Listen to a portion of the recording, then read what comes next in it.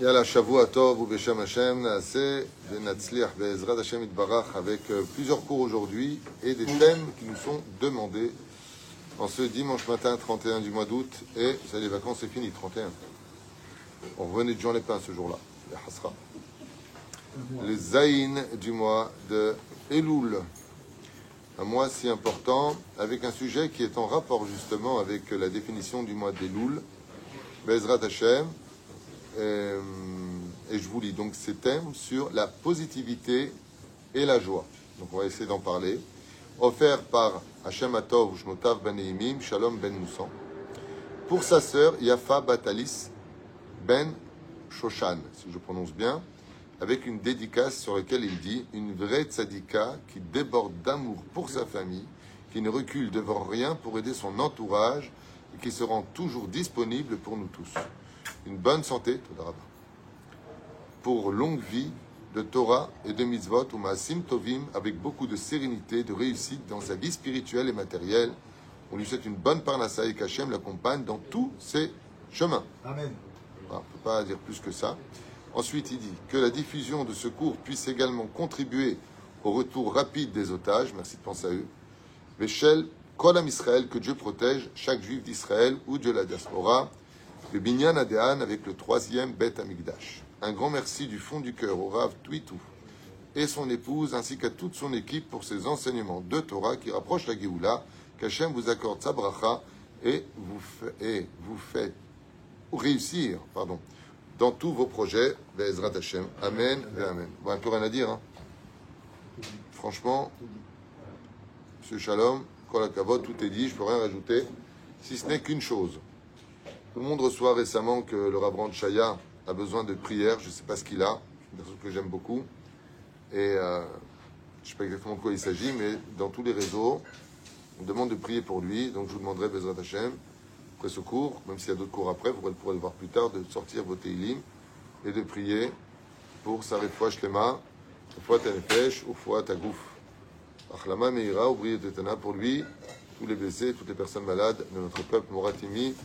Ma chère et tendre mère, Be'ezrat Hashem, Nir Soufan, la liste est longue. Vechen, Yiratzon, Venomar, Amen. Alors, le sujet qui est demandé, pourquoi? Parce que c'est un sujet qui est très important. Parce que nous sommes au mois d'Elul, et justement, le mois d'Elul est relié à la positivité et la joie. Pourquoi? Parce que si on était de nature plus positive et plus joyeux, on ne faudrait pas. Comme l'enseigne Rabbeinu Nachman de Breslev, Srutoyegen al-Kolam Israël, qui dit que ce qui amène l'homme à la faute, comme l'enseigne son prédécesseur, le Baal Shem Tov, le Admor Hazaken, toute la Chassidoute parle de ça, mais pas que. C'est aussi dans tous les livres de Moussar. Donc, si on fait un récapitulatif, tout le monde est d'accord avec le fait de dire que c'est le manque de joie et de positivité qui emmène à la faute. C'est combien de gens, aujourd'hui, perdent ce qu'ils avaient parce qu'ils ne sont jamais contents de ce qu'ils ont. Jamais. Il y a une fille récemment qui a trouvé enfin un garçon avec qui, malheureusement, elle n'est pas spécialement religieuse. Elle s'est mise avec lui. Ils ont même, de ce que j'ai entendu, vécu ensemble. Et puis, il y a une copine, on appelle ça comme ça, qui lui a dit... donc elle a trouvé quelqu'un de bien.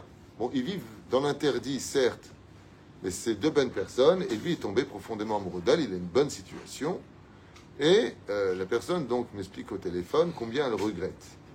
Alors, je ne donne pas de nom parce que ça regarde personne, c'est des rendez-vous privés, et la personne me dit, comment j'ai pu être aussi bête que ça? Me dit la fille. Je lui dis, qu'est-ce qui vous a fait tomber? Elle m'a dit une copine qui me dit, tu vas pas te caser, tu es encore assez jeune, tu te marieras vers 30 ans, vis ta vie, profite de la vie, t'es pas... une fille en laisse, tu vas pas te caser.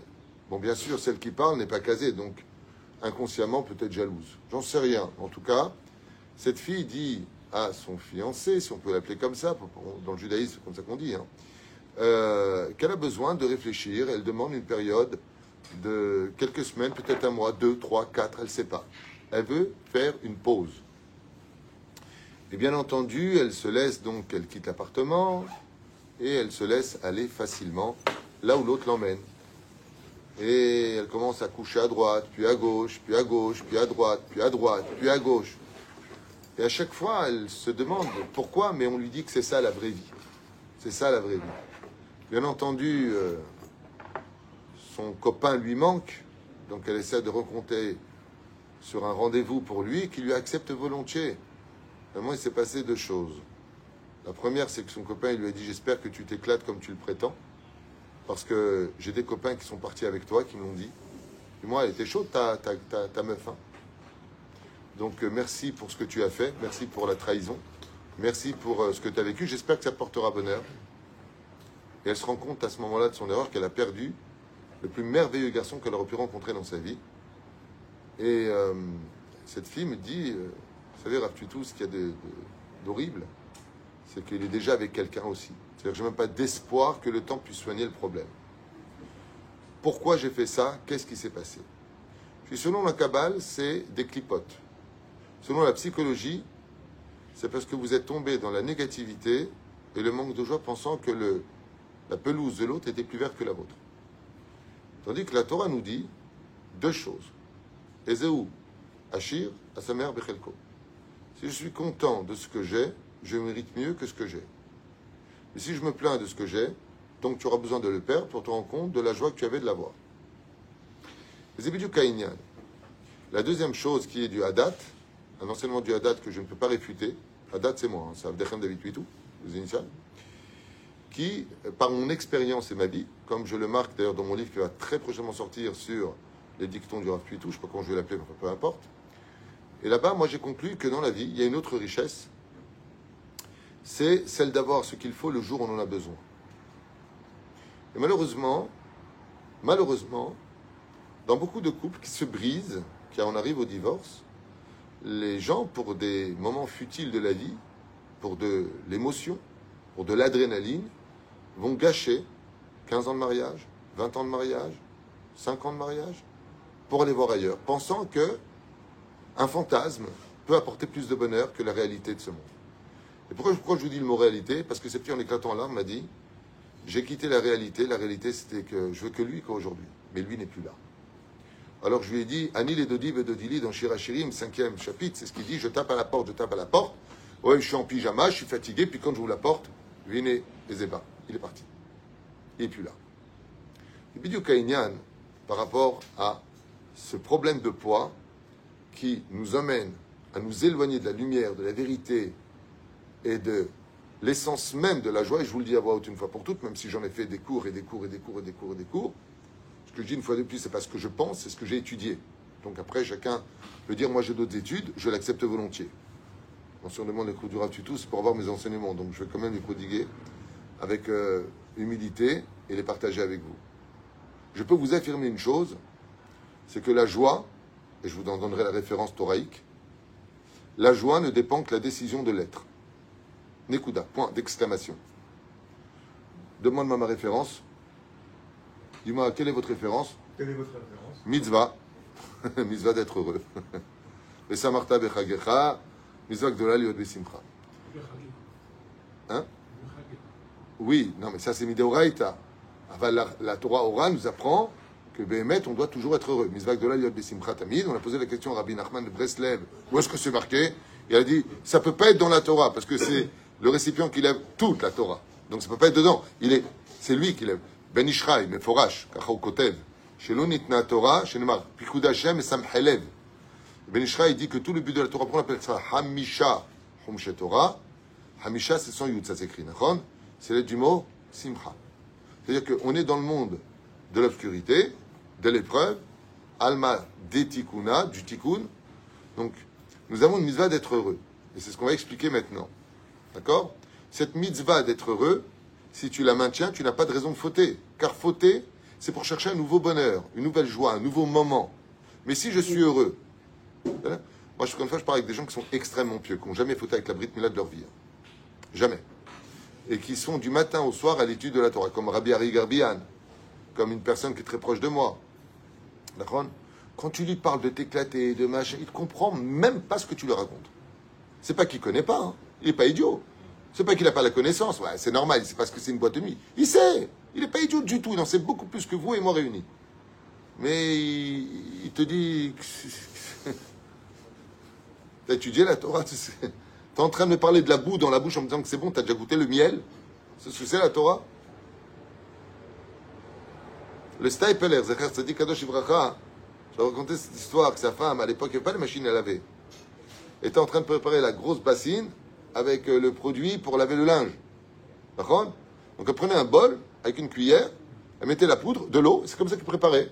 Moi j'ai connu cette époque, j'en ai pas un, avec ma mère, que Dieu la bénisse. Elle avait ce genre de choses comme ça, une espèce de... C'était une machine à laver hein, avec un petit moteur. Et je me rappelle qu'elle préparait aussi la même chose, ce produit qu'elle mettait dedans. Mais Kitsour, elle était donc à Bnei-Brak, et elle avait le bol avec la cuillère à soupe pour mélanger le produit, la poudre de lessive, ouais, mais le mot lessive ne montait pas. Et elle vient faire et on tape à la porte. Alors elle pose le bol avec la cuillère à côté de son mari, le stapler. Elle va ouvrir la porte. Et c'était le facteur qui apportait un meftav rachoum, une lettre recommandée. Je ne sais pas ce que j'ai ce matin. Et qu'est-ce que fait le stapler? Il avait faim, un peu soif. Donc il prend comme ça la cuillère. Et pendant qu'il étudiait la Gemara, il était extrêmement pauvre. Le père du Rav Kanevski. Il commence. Et sa femme, elle parle. Je sais pas ce qui s'est passé, parce qu'il paraît, il y a des bulles qui sortaient. Sa femme, quand elle revient, elle lui dit, mais Bali, c'est de la lessive. Il a dit, j'ai pas fait attention. Comment tu ne fais pas attention au goût d'une lessive quand tu es en train d'étudier la Torah? Il lui a dit, je suis pas là, je mange pour nourrir mon corps, mais ma tête, elle est pas là, elle était dans Tosfot, elle était dans la Gemara.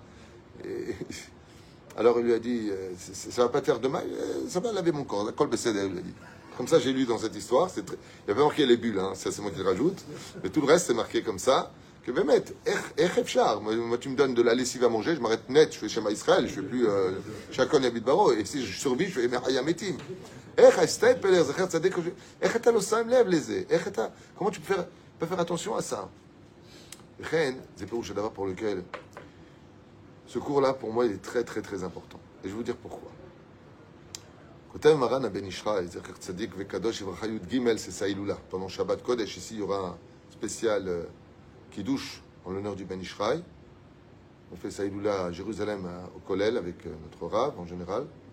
On fait là-bas la grande fête. Et on fait jeudi soir, puisque ça tombe Shabbat, mais vendredi et Shabbat, on fera ici. Parce que le Ben Ishraï est certainement une des plus grandes lumières que nous avons eues ce dernier siècle. Et moi, je l'appelle l'épice de la Torah.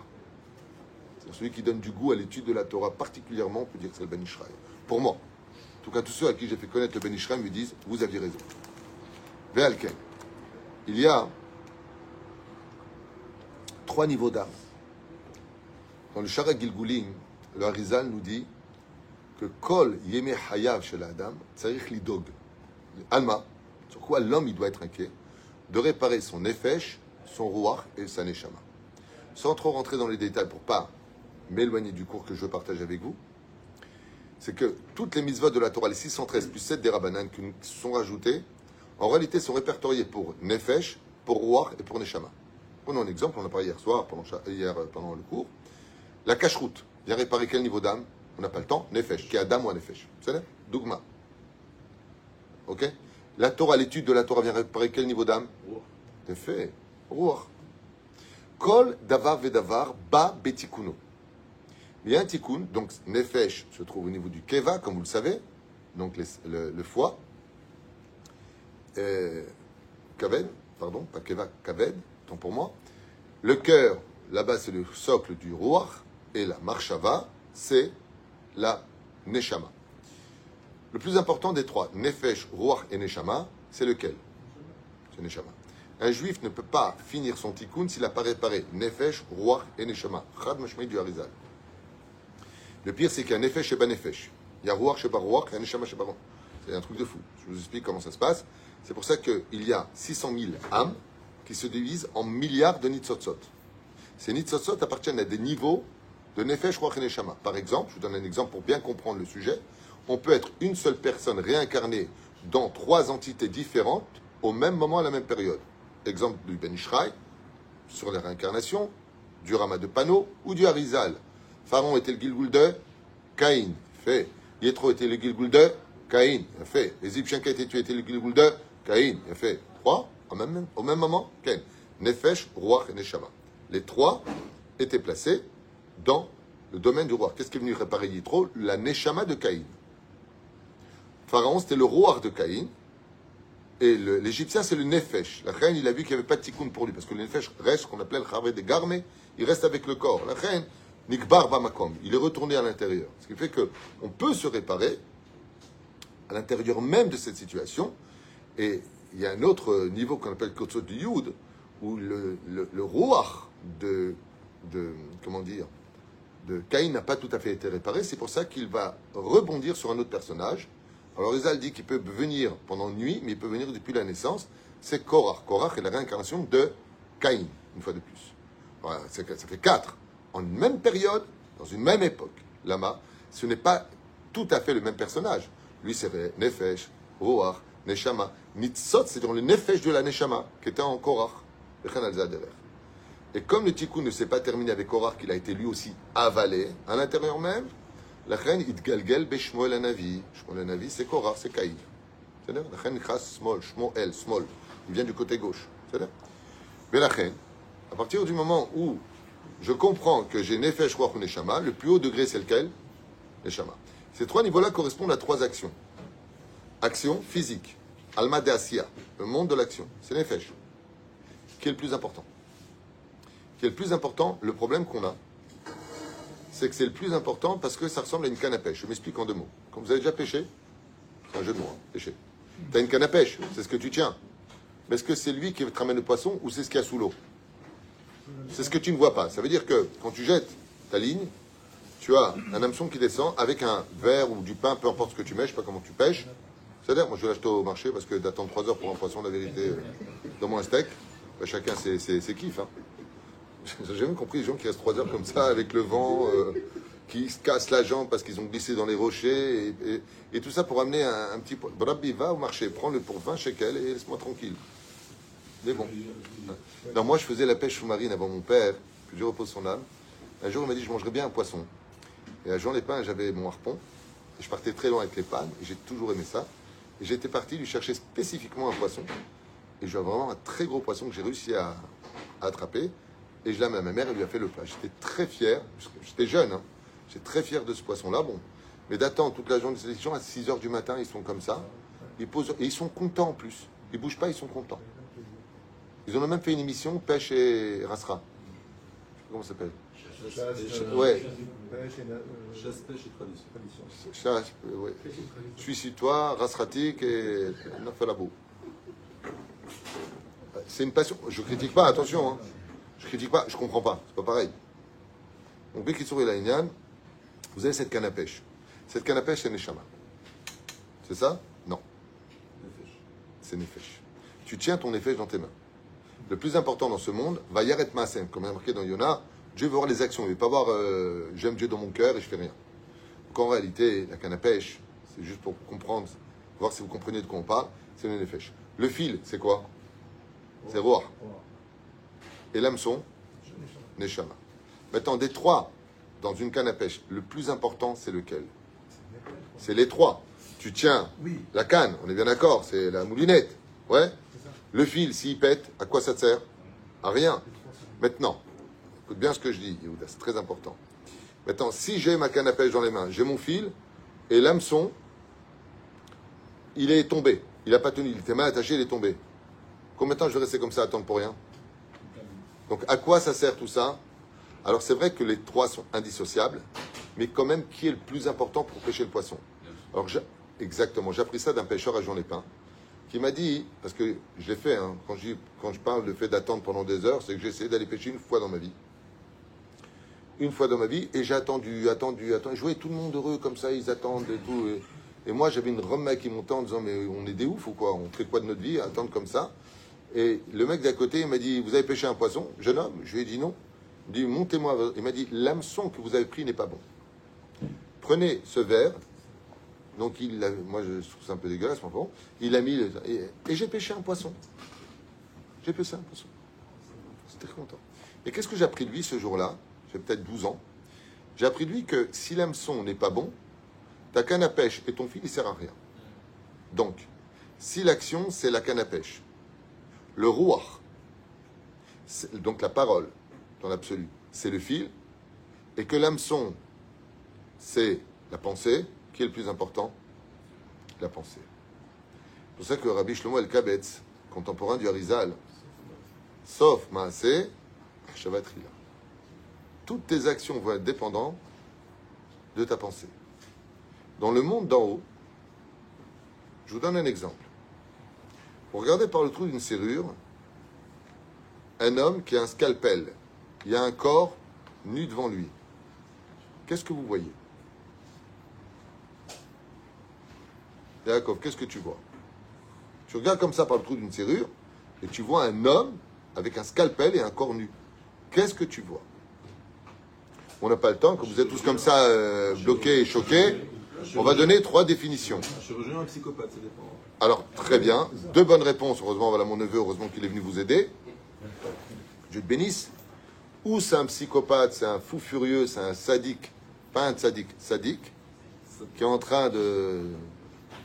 Ou c'est tout simplement un chirurgien, ou alors quelqu'un qui est à la morgue et qui travaille, qui va faire une autopsie. Dans les 3 cas de figure, c'est les mêmes gestes. Quelle différence entre les 3? C'est les intentions. Lui, ce qui est à la morgue, il est sur une enquête, à savoir si la personne est morte accidentellement, naturellement ou empoisonnée. L'autre est en train de guérir. Et le 3e est en train de faire mourir. Dans le monde d'en haut, on ne regarde jamais les actions de l'homme. Sur terre, on regarde les actions. Dans le monde d'en haut, c'est la kavana. Et regardez bien nos lois. Hier, on en a parlé pour Shabbat. Qu'est-ce qui nous permettrait, dans un cas pareil, psikrecha de l'onichale? Ça veut dire que mon attention à moi, elle n'est pas reliée à mon action. Dans le monde d'en haut, ça joue dans la halakha. Ça veut dire que si mon action est reliée à ma pensée que oui, je suis intéressé, ça devient interdit. Mais si mon action, comme par exemple marcher sur de l'herbe, tu vas arracher de l'herbe, peut-être que tu vas marcher sur des fourmis, tu ne les vois pas. Chouvaï, moi ce que je veux, c'est juste traverser. Mes intentions ne sont pas ni d'arracher, ni de tuer. Bien sûr, je vais faire attention. Si les arbres sont trop hautes, je vais éviter. Mais si la pelouse elle est tondue, j'ai envie de marcher parce que, surtout pendant les cours de Torah, et que si je fais le tour, je perds du temps, je peux tout à fait couper pendant Shabbat. Mais comment tu peux couper? C'est que l'arbre elle est arrachée. Je veux ça, moi? Non. Mais c'est un état de fait. Regarde, je viens de voir que tu as arraché de l'herbe. Machma que dans le monde d'en haut, le plus important, c'est l'hameçon. Ce qui est le plus important dans le monde d'en haut, c'est les pensées. Quelle différence? Et je vous donne un secret de l'étude qui vaut de l'or et des milliards. De l'or et des milliards. C'est que, qui dit à Dieu ce qui se passe sur terre? On n'a pas de temps à perdre. La Mishnah nous dit dans Masechet Avot, 17e Mishnah. Non, pas 17e. Je ne dis pas de bêtises, c'est 4e chapitre, c'est sûr. Ça peut avoir après, je ne veux pas dire de bêtises.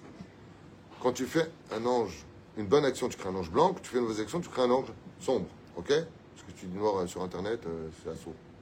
Pourtant, c'est une couleur. Hein. Nous, on habille en noir et blanc et on accepte.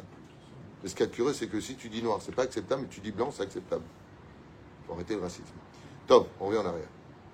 Non, quand tu analyses avec un peu d'intellect ce qui se passe sur Terre, tu te dis qu'ils sont fous. Les gens deviennent fous.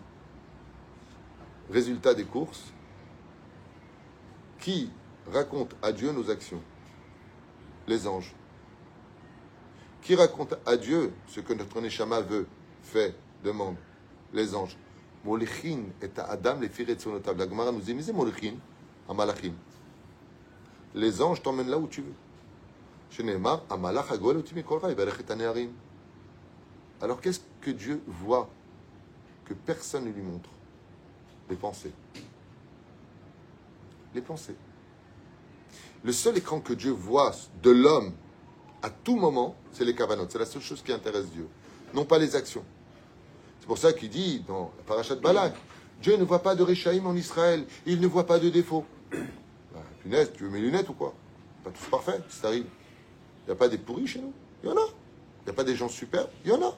Comment tu dis L'ora, Amal, Be'Yaakov et l'ora, Israël, ou le contraire, peu importe.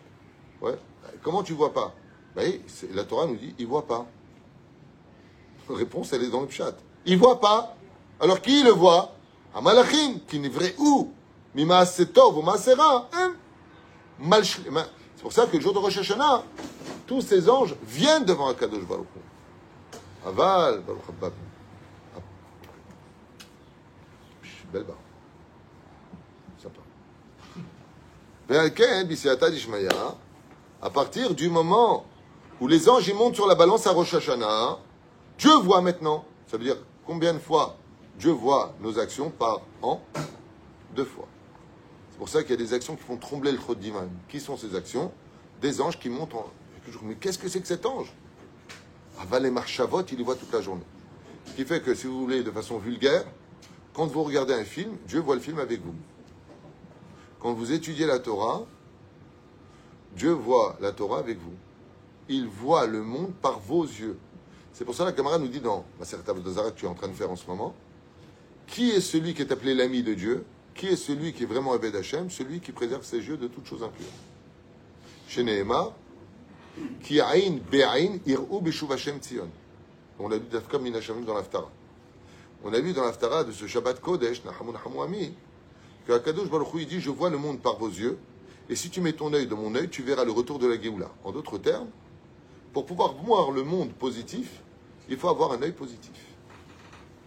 Kipchuto. C'est pour ça d'ailleurs qu'il y a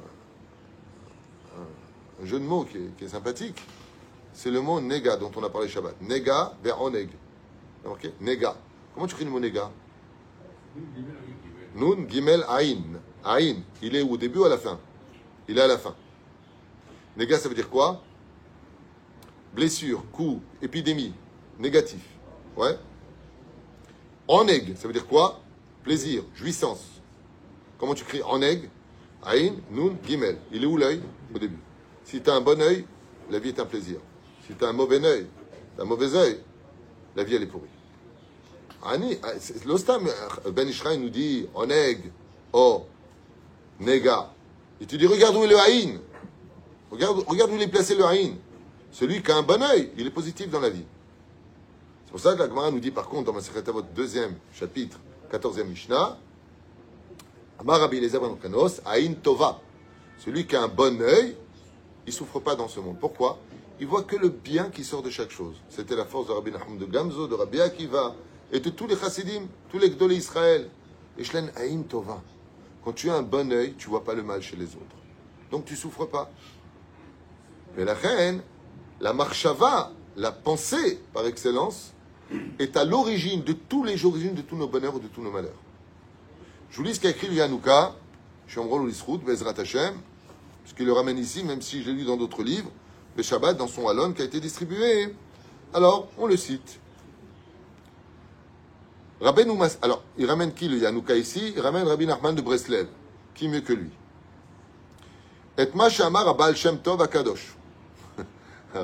Rabbi Nachman ramène les enseignements du Baal Shem Tov dans la paracha de Noach, sur laquelle il dit Shebamakom Shadam Choshev Sham Hu Kulo. Ouah. Écoutez bien. Demandez qu'ils sont d'heure pour parler. Ce que pense un homme définira tout ce qu'il est. Quand quelqu'un pense, tout ce qu'il est va être défini. C'est Baal Shem Tov. Écoutez la suite, c'est sympa. Pourquoi je prends lui en exemple, même si c'est des choses qui sont marquées dans plusieurs ouvrages, je vous dis franchement, on a déjà enseigné dans d'autres cours. Je rappelle que vous avez presque 8000 cours sur Torah Traim à partager, à étudier pour vous améliorer dans la Torah les mitzvot. Ki amar shava kovaat kol komat adam. Tout ce que tu penses va définir exactement toute ta grandeur d'âme. C'est pour ça qu'il y a des gens d'extérieur qui sont très humbles. C'est des vraies ordures. Il y a des hommes, un autre style d'hommes, qui sont ce qu'ils sont. Ils sont ce qu'ils sont. Mais à l'intérieur, ils sont réellement humbles. Ils paraissent brutaux, mais en réalité, ils sont doux. En réalité, qu'est-ce qui se passe? La définition de l'âme qui vit en toi va donner l'identité de tout ton être, dit le Baal Shem Tov. Et c'est pour cela que, même en psychologie, tout le monde le sait, le Baal Shem Tov dit, rappelle Yanouka ici au nom de Rabbeinu Nachman, que celui qui pense bien apporte automatiquement du bien sur lui. Parce que comme tu vois le monde bien, אתה טוב. הוא מיטיב לכל, כי מי שחושב טוב, מיטיב לכל. Le fait de penser bien. Tu vas retourner ces événements. Comme l'autre, il m'a dit, tu te rends compte? Tout ce que je dois payer. Et j'ai pris ça et ça, j'ai essayé d'aider quelqu'un, et maintenant il faut que je paye pour lui son loyer. Je lui dis, grâce à Dieu, pour Rosh Hashanah, tu as donné des raisons à Dieu de t'envoyer plus d'argent. Il m'a dit, Amen. Il a retrouvé le sourire. Amen. Quelqu'un qui est Kamtsan, vous savez pourquoi l'ambition est très importante dans le judaïsme? L'ambition est importante quand elle est en l'honneur de Dieu, hein, pas le reste. Parce qu'on prend rien avec soi. Mais l'ambition, par exemple, vous avez des gens qui ont commencé dans un tout petit kollel. Ouais. Ils arrivaient à peine à finir le mois. Mettons, ils ont une yeshiva. Ça coûte le centuple. Ils ont à peine à finir le mois. Mais comment c'est possible? Réponse, Dieu t'envoie selon tes dépenses. T'arrêtes de dépenser, t'es un rat. T'auras rien. Tu te suffis de ça, ben moi je te donne ça. C'est un père. Son fils lui dit, papa, tu peux me donner l'argent de combien as-tu besoin, mon fils? Non, regarde, papa, on va juste au restaurant, après on va là, on prend le bus, faire les calculs. Tiens, 100 shekels. Enfin, 100 euros. J'ai trompé. C'est une époque, ça. Quel restaurant? Au kiosque. Un petit falafel et une bouteille d'eau. La reine nous dit, 2 secondes, je voudrais finir l'exemple du Hanouka Yakar. Il dit comme ça, Adam Achoshem Machshavot Raot Chalila. Yachol Igrom Latzmo et Kol Metziut Ara. Celui qui pense mal, qui est toujours donc dépendant de ses émotions négatives, qu'il sache qu'il va apporter sur lui une réalité négative. Alors, si je comprends bien ce qu'on vient de lire, maintenant en psychanalyse, vous savez ce que ça veut dire?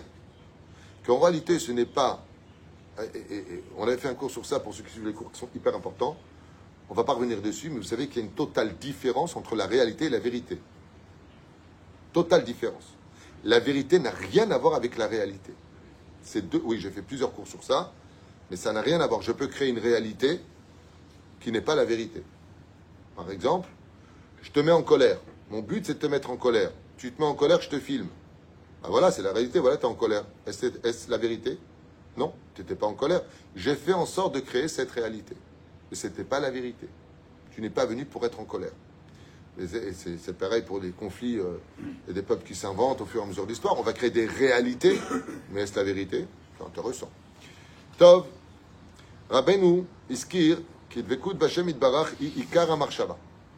Et donc le système fondamental, principal de la Teshuvah, c'est quoi? C'est, dont on en parlait ce Shabbat, il y a des gens qui peuvent mettre les tefilines toute leur vie, étudier les Gemarot, c'est des techniciens, des mathématiciens de la Gemara.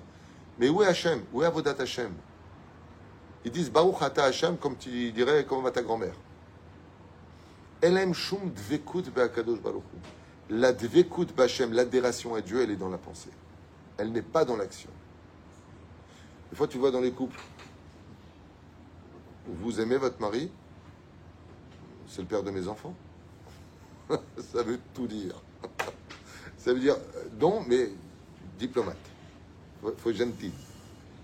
La dvekut, et vous savez, quand tu amènes un cadeau à quelqu'un, qu'est-ce qu'il y a de plus important que le cadeau? C'est l'âme du cadeau. Comment s'appelle l'âme du cadeau? T'as pensé à moi. T'as pensé à moi. Oui, le geste, tu as raison, mais le geste vient exprimer l'intention. Si tu as été capable d'arrêter le temps pour me ramener quelque chose, c'est que tu as pensé à moi. Et ça, c'est l'âme du cadeau. C'est-à-dire que le cadeau, c'est le cadeau. Il faut bien qu'il ait une âme, ce cadeau. C'est pour ça que les femmes, quand elles ont un mari qui reviennent souvent de voyage ou autre, quand elles... Non, non, je te défais la valise. Bizarrement, elles veulent... Vous savez ce qu'elles cherchent dans la valise? Peut-être Akhlafa, oui. Elles recherchent souvent dans la valise, est-ce que de ce voyage, tu m'as ramené quelque chose? Seulement, une fois, un mec, il l'a ramené pour sa maîtresse. Et c'est elle qui a défait la valise. Oh, t'es trop chou. Mais j'aime pas cette couleur. Je le dis, c'est pas pour toi, mais il l'a pas dit. Le Rosh Hashanah, que l'âme de nos actions, c'est notre pensée. Ce qui fait qu'il y a des gens, écoutez bien ce que je vais vous dire. Écoutez bien ce que je vais vous dire. Pourquoi le Baal Shem Tov Alav Shalom aimait prier avec les Amé Haaretz? Incroyable. Les paysans de l'esprit. Les gens qui n'étaient pas érudits en Torah. Voilà ce que ça veut dire. C'est parce qu'ils ont une dvekut b'Hachem naturelle. Et tu as d'autres personnes qui peuvent être très pratiquants, mais techniquement pratiquants. En dvekut b'Hachem. Ils n'aiment pas le peuple, ils n'aiment pas la terre, Ils n'aiment pas, ils aiment rien. Seulement, il faut l'être, je suis. Parce qu'on m'a fait grandir là-dedans, on m'aurait fait grandir avec des chevaux, je serais un zèbre. Davar, que la marshava va définir la quantité de tes actions. Et sur ce, il y a une très belle image qui est donnée par nos chachamim. Le jour de Rosh Hashanah, même les anges tremblent. Les anges. Quelle raison les anges ont-ils de trembler? Ils n'ont pas de libre arbitre. Et quel ange on parle? Excusez-moi, on ne parle pas de Uriel, Raphaël, Gabriel. Non. On parle des gens créés par nos actions. De quoi ils ont peur? Chazal nous explique, comme explique le Ben Ishraï, une fois de plus notre maître. Le Ben Ishraï nous dit, les anges se présentent tels que tu les as créés. Tu mets tes tefilines, tu pensais aller à la Macolette, tu as un ange qui est jusque-là, un ange, ici c'est Macolette. Il a honte de se présenter devant Dieu. Mais il y a pire. Il y a celui qui met une tzedaka, par exemple, ou il prend le loulav, il fait une mitzvah. Ouais. Et qui c'est qui arrive devant Dieu? Un zombie. Un comme ça qui arrive comme ça, l'ange. Dieu dit Shnoada. Il dit je suis la mitzvah de Shabbat. Shabbat, c'est le retour des morts vivants. Il dit là-bas. Hein? Parce que lui, qu'est-ce qu'il a fait? Oui, Boïkala, Shabbat.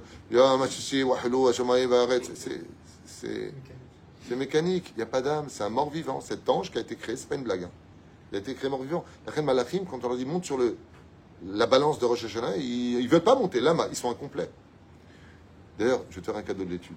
De là est marqué, la Gemara nous dit, là où se tiennent les Baal et Teshuvah, les Chosrim B'Teshuvah, ne peuvent pas se tenir les Tzadikim Gumurim. Un nien. Le mec qui n'a jamais fauté, il vaut moins que celui qui vient faire Teshuvah. La réponse n'est pas du tout là. C'est faux et archi faux. Là où quelqu'un n'a jamais fauté, il vaudra toujours plus que celui qui a un vase avec une cicatrice. C'est évident. Mais la Gemara, si elle le dit, elle ne se trompe pas. Comme dit Rashi, en d'avoir eu de pshuto. Le pshat, c'est le pshat. La réponse, elle est phénoménale. Elle est que le tzaddik, aussi grand soit-il tzaddik, quand il crée un ange, il ne pourra jamais le faire aussi parfait que Dieu lui-même. Quand quelqu'un fait tchouva, c'est Dieu qui reprend. Zdonot et Sruyot, c'est lui qui reprend, c'est Averot. Et il en fait un ange positif. Maintenant, c'est Dieu qui l'a fait cet ange. Là où se tient l'ange de celui qui a fait tchouva, le tzaddik Gamour, son ange, je ne peux pas se dire un peu. Kiza Kadosh Baruch Hu Tiken Oto. Et quand Dieu répare un ange, quand Dieu fait un ange, il est Mushlam Betachlit Hashlemut.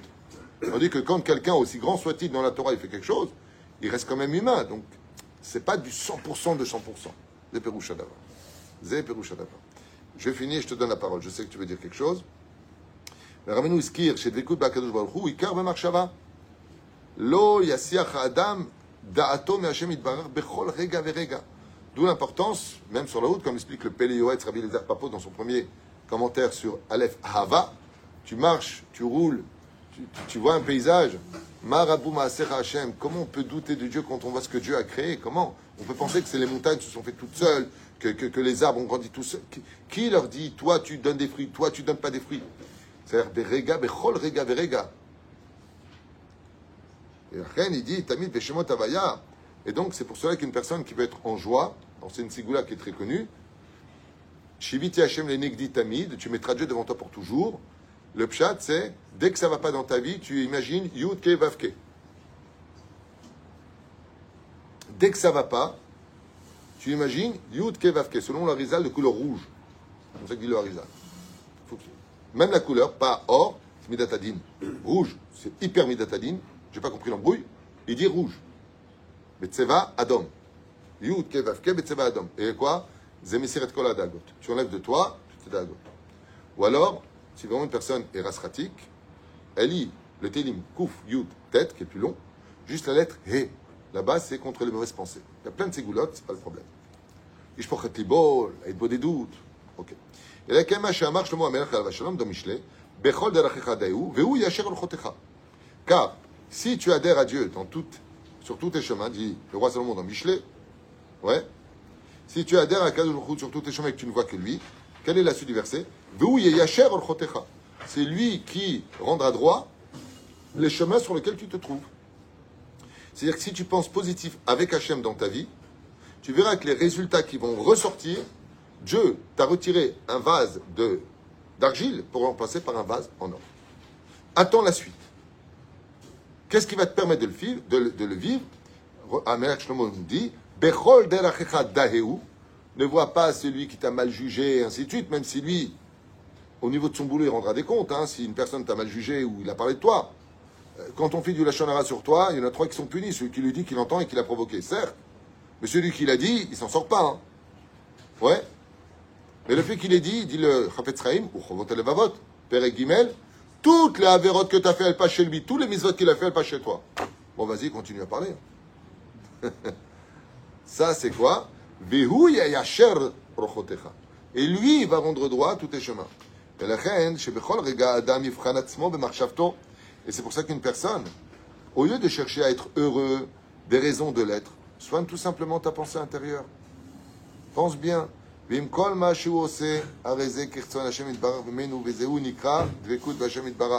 Car en réalité, si tu veux être heureux et que tout ce que tu fais, tu le fais pour Hachem, tu trouveras automatiquement le bonheur sur tous tes chemins. Parce que tu es avec Dieu, alors il est avec toi. Si tu dors avec Hachem, tu te lèves avec Hachem. Tu t'endors sans Hachem. Tu te réveilles sans Hachem. Et ta journée sera sans Hachem. Rabbeinu הזכיר שישנם על הגדולה לקבוע זמן ביום להתבונן בגדולת השם יתברך. שילמד האדם על פליאיו. Bon, alors, ce que je vous ai dit, il le dit ici. Toute la journée, même sans livre, il te suffit de regarder la nature pour remercier à Kadosh Baruch Hu sur tous tes chemins. Comme par exemple de louer Hachem à toute occasion. Tu roules en voiture, tu sais pas que tu dis, fais le Teilim, Shir la Ma'alot, dis Alléluia, parle de Torah, dis Torah Tzivalanu Moshe Moracha Kilat Yaakov, dis des versets Torah, Shneimar, Ovler Techabad Derech. Ou parle V'yetzer Zeh, Amar Rabbeinu, Al Yedei HaMachshava, B'gdolat Hashem Yitbarach, Ken, V'afsayot HaNivraim, Efshar Le'amtik Dinim, Levatel Me'al Kol Adam. Écoutez bien la suite, je finirai avec ça, magnifique. Ce que nous rapporte ici le Yanouka, magnifique, vraiment. Et il dit que le fait de penser bien, tu as un salaire qui est incommensurable. Donc pensez bien, il le relie à quoi? Qui est bien? Qui a créé le bien? Dieu. Tu penses à Dieu dans tout ce que tu fais. Je relis cette phrase. V'akadosh baruch Hu rend efface tous les décrets devant toi. V'lamtik dinim ou le vatel me'al adam. Le fait d'être souriant, de garder ce sourire, d'être positif dans la vie, tu viens faire un takat dinim ou le vatel kol xerot mina adam. Quel salaire! C'est en d'autres termes. Arrête de chercher des raisons pour être heureux. Si tu es heureux, tu auras des raisons de l'être. Voilà ce qu'on vient de dire. Vous avez compris ça? Vous avez tout compris. Chiour qui vaut de l'or. Professeur. L'important, c'est dans la pensée. Comment comprendre le dicton, le proverbe qui dit que l'enfer est pavé de bonnes intentions? Ben, ça ne contredit pas du tout, puisque les portes du Gan Eden, c'est les portes de l'enfer. Comme c'est marqué, Dieu plaça les kérouvim, et des épées flamboyantes dans leurs mains. Le Zohar HaKadosh nous dit, tu ne peux pas rentrer au Gan Eden, tu ne passes pas par les portes du Guinam. Chez Neymar, Gam qui est l'air de Gates, avec lo irara, lama. Qui a m'a dit, parce que je viens vers toi. Je suis avec toi. La reine, le Zohar HaKadosh nous dit que la pire chose qui puisse avoir un rachat, c'est que le Guinam ne veut même pas de lui. Car s'il va au Guinam, c'est le purgatoire. Donc, il se rend pur une fois qu'il a fini de payer. Le maximum, c'est 12 mois. Arash et Bareshem, Shamechsrei Chodashim et Guinam. Mais la reine, ça ne contredit pas, bien au contraire. Il faut savoir que tu ne le sais pas, mais je vais te le dire à voix haute. Les gens qui ont fauté dans ce monde, pour lequel on dit tu vas au Guinam, sautent de joie. Au début. Ils auraient fait d'éviter. Hein? La Gemara nous dit celui qui étudie la Torah, qui dit Kerat Shema le jour et la nuit, Metzanenim lo et Guinam. Même s'il descend au Guinam, Metzanenim. C'est-à-dire le Guinam, il est froid. Au Shalavar, il ne souffrira pas. Pour dire à quel point la Torah, elle protège l'homme. Heureux celui qui soutient la Torah. Heureux celui, Bezrat Hashem, qui a une Torah de vie. Et pour répondre à la question comment être heureux d'une certaine façon, en réalité, tout dépend de ta tête. Quand on va mal dans la vie, c'est que ça va mal dans sa tête. Il y a plusieurs systèmes pour y arriver. Créer de l'adrénaline pour nourrir la dopamine, comme vous le savez. Faire du sport, comme dit le Rambam. Étudier du Moussar. Arrêter de voir des films d'horreur pour ceux qui regardent en télévision, des choses positives. Arrêter de fréquenter des gens qui vont tout le temps mal. Comme on nous disait, Shabbat, tu avais parlé de ne prends jamais conseil de quelqu'un qui n'a pas du Yirat Shamaim. Vadaï, c'est tellement évident. Tu n'as pas du Yirat Shamaim. Il y a quelqu'un qui est parti voir un couple qui m'a raconté à mon bureau. Ils sont partis à Tel Aviv. Je me dis, Rabbi Yehuda, tu vas être Amoum, Bémet. J'ai un couple qui vient à mon bureau pour un Shlom Bayit. Je lui dis, est-ce que vous avez déjà vu des thérapeutes, des psychologues? Il me dit, oui. Et alors, pourquoi vous êtes chez moi? Il me dit, parce que le mec, il me dit, non, bah, attendez, on est parti voir un thérapeute à Tel Aviv. Et il dit à ma femme, trompez-le pour le rendre jaloux. Me dit le couple, hein. Et la femme me dit, ah oui, le mec il m'a dit, je vous donne un bon conseil, trompez-le, comme ça, vous allez créer chez lui la jalousie, vous courez derrière. Trompez-le. Qu'est-ce qu'il dit Zohar Kadosh? Bor shen bo maim, le hashim akravim yeshbo. Coulo d'esprit de serpent et de scorpion. Chen sarich be'ezrat Hashem, comme dit Abraham Avinu. Il va en parachat de Vaïra. Qu'est-ce qu'il dit Abraham Avinu à Abimelech? Il lui dit, mais pourquoi tu restes pas? Je t'offre tout ça. Regarde l'herbe, l'abondance pour tes troupeaux. Qu'est-ce qu'il lui répond? Eni darba makomahu ki eni rat Hashem. Il n'y a pas de crainte du ciel. Comme le dit la Mishnah dans la Braïta de Masechet Avot, il est marqué là-bas au nom de Rabbi aussi, Ben Kisma. Enidar el abimkom Torah. Ashdod, c'est bien pour ça. Ashdod, c'est la seule ville où même si tu veux fauter, tu peux pas. Rien à faire. Je te barre chez moi là. Il est cool ici. Tout le monde religieux. On est très traditionnaliste à Ashdod. La vérité est sympathique. Hein? Tu veux fauter, qu'est-ce que tu peux faire? Ouais, voilà. Bon, ben je sors fauter. Ouais. T'es revenu? Ouais, rien à faire. Mon beau-frère, que Dieu repose son âme, Jojo Amar, Al-Bacham, il disait toujours, Ashdod, c'est une ville dortoir. Et c'est pour ça que je suis là. Pour laisser dormir mon Yitzhara et réveiller mon âme vers la Torah. Baruch Adonai Leolam. Amen. Amen.